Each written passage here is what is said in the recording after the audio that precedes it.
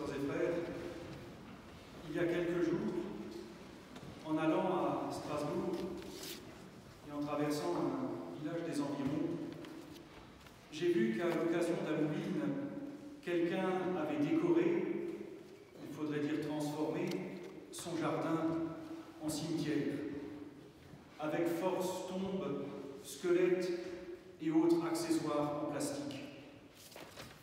C'était kitsch, moche et de mauvais goût. Non pas qu'on n'ait pas le droit de s'amuser, ce n'est pas la question. Aujourd'hui, vous le savez, nous voulons faire mémoire de ceux qui nous ont précédés dans l'éternité. Une mémoire parfois douloureuse, parce qu'elle réveille la nostalgie d'un temps révolu. Mémoire douloureuse peut-être, parce que la mort peut laisser ouvertes des blessures qui ne peuvent pas cicatriser. Mémoire douloureuse aussi devant l'épreuve et la maladie qu'ont pu traverser nos proches, laissant cette impression amère que la vie se réduit trop souvent à voir partir ceux que nous aimons.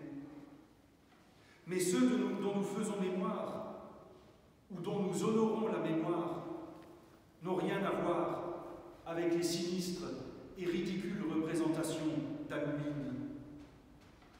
Ils font partie de nous. Ils ont fait de nous ce que nous sommes aujourd'hui. Et nous sentons que malgré le départ, malgré l'absence, malgré le chagrin, un lien reste. Nous avons fêté lundi dernier la Toussaint et mardi le jour des défunts. Certains parmi vous se sont peut-être rendus au cimetière ces derniers jours pour se recueillir. Ces deux fêtes nous rappellent que nous sommes membres d'une chaîne humaine.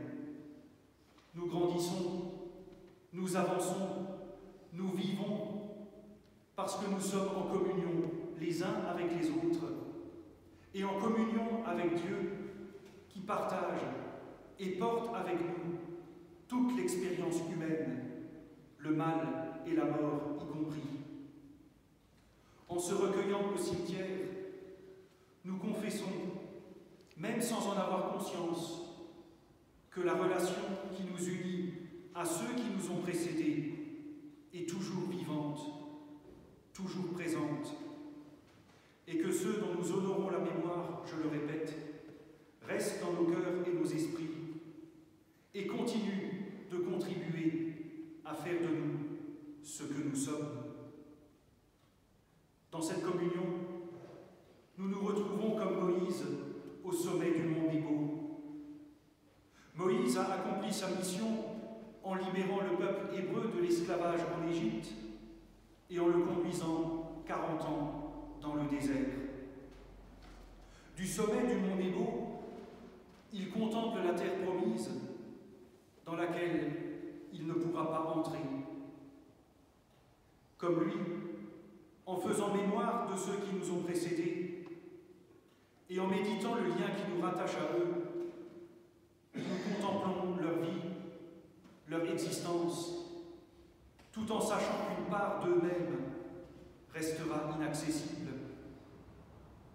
L'histoire de l'exégèse a cherché à expliquer pourquoi Moïse n'a pu que contempler ce que Dieu avait promis. Tout comme nous nous demandons peut-être pourquoi. Pourquoi la maladie? Pourquoi la mort? Pourquoi la rancœur, les inimitiés ou le chagrin? Nous ne pouvons que constater que nous sommes devant un mystère. Ça ne veut pas dire qu'il faut se résigner et accepter les choses en se disant « c'est comme ça ».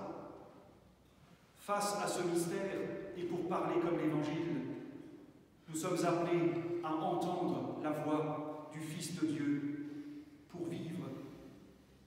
Nous sommes appelés à entamer ce chemin, appelé la vie, et appelés à comprendre que la mort en fait partie. À ce propos,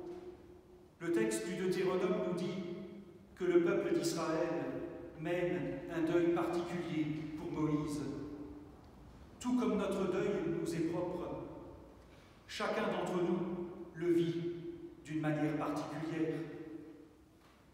Mais le Deutéronome nous précise deux choses. La première, c'est que Moïse est enterré par Dieu lui-même, comme pour nous dire que nos morts sont dans la main de Dieu et que la mort elle-même est soumise à Dieu. Dire que Dieu lui-même enterre Moïse revient à dire que même dans la mort, Dieu prend soin de nous. Bien sûr, la mort contredit toujours notre désir de vivre. C'est peut-être pour ça qu'on en a fait un tabou. Pourtant, nous savons que nous ne vivrons pas perpétuellement. Mais en enterrant Moïse lui-même, il est dit que Dieu fait irruption dans notre mort pour y faire advenir l'éternité. Parce que vie éternelle et vie perpétuelle, ce n'est pas la même chose. En marquant nos vies du sceau de l'éternité, dès le baptême, Dieu nous dit que nos vies sont une suite de naissances. Chaque jour, nous accomplissons quelque chose. Nous nous accomplissons.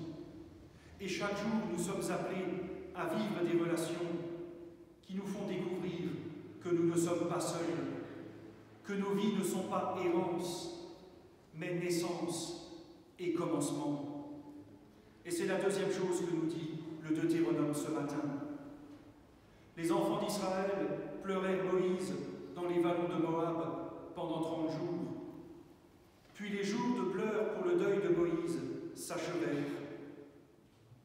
Il nous est dit qu'à un moment ou à un autre, et parce que Dieu fait irruption dans nos existences, le deuil, même le plus grand, prend fin.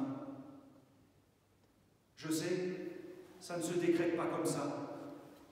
Il s'agit aussi d'une traversée du désert, d'une contemplation de l'inaccessible, d'un chemin de croix.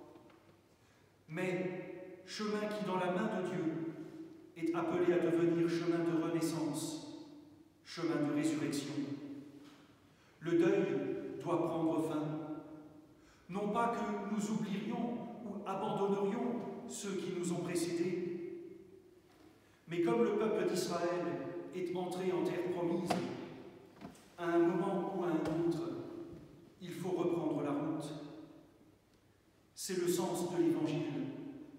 Après le temps de l'épreuve, vient le temps de la renaissance. Après le temps de la contemplation, vient le temps de la reprise de la route. Après le chagrin, le deuil et la nostalgie, vient la reconnaissance, ou à défaut, la résilience, voire le pardon.